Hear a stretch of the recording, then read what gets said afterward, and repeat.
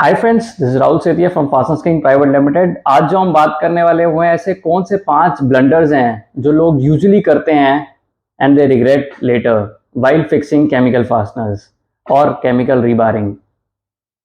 तो the very first one is कि they don't know कि उनका बेस मटेरियल क्या है, कितना लोड आना है, सीस्मिक जोन है कि नहीं, या वाइब्रेशंस होंगे कि नहीं, या वो अंडर वाटर स्विमिंग पूल में लग रहे हैं रीबारिंग या फास्टनर्स। तो that's the very first thing which you need to check. तो जब भी फ्लडेड होल की बात करें या सीस्मिक जोन है, बहुत क्रिटिकल लोड्स आने हैं, बहुत वाइब्रेशंस एक्सपेक्टेड हैं, तो what is advisable is Fischer EM plus chemical. For rest most of the jobs, this universal chemical FISV plus is advisable. And the next one is people don't know कि उन्हें hammer drill कौन सा use करना चाहिए. अगर it varies, अगर आप fastener लगा रहे हैं तो डिफरेंट होल होगा, और अगर आप रीबारिंग कर रहे हैं तो डिफरेंट होल होगा. But obviously the hole size has to be greater than anchor size और रीबार साइज. क्यों? क्योंकि केमिकल को स्पेस चाहिए. एडहेशन के लिए केमिकल नीड स्पेस. तो एक छोटा सा एग्जांपल ले लेते हैं. अगर 16 mm का केमिकल एंकर है तो you have to use hammer drill of 18 mm, और अगर 16 mm का रीबार यूज कर रहे हैं तो एडवाइजेबल इज 20 mm का hammer drill which you have to hammer in the wall. So and next is, जो बहुत फ्रीक्वेंटली लोग मिस्टेक करते हैं, वो एक बार होल करेंगे, फिर एक बार केमिकल को नोजल से इंजेक्ट करेंगे, again they will do a hole and again they will inject chemical using this nozzle. So what is advisable is you do at least 10 to 15 holes and then you start injecting chemical using this nozzle. क्योंकि chemical का तो property यही है कि उसको तो hard होना ही है.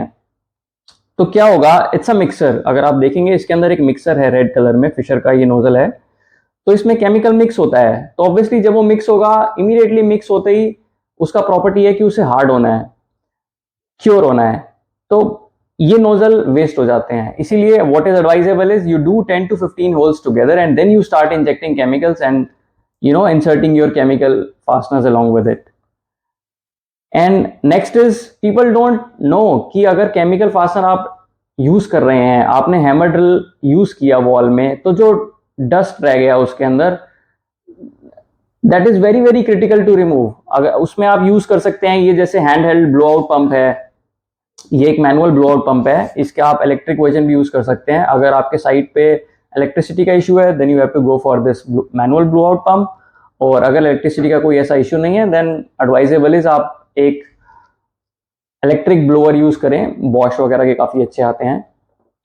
And the last one is people don't know कि लोड कितनी देर बाद डालना है. हमें कॉल्स आते हैं लोगों के, वो कहते हैं कि सर अभी तक केमिकल गीला है, and it hasn't hardened yet.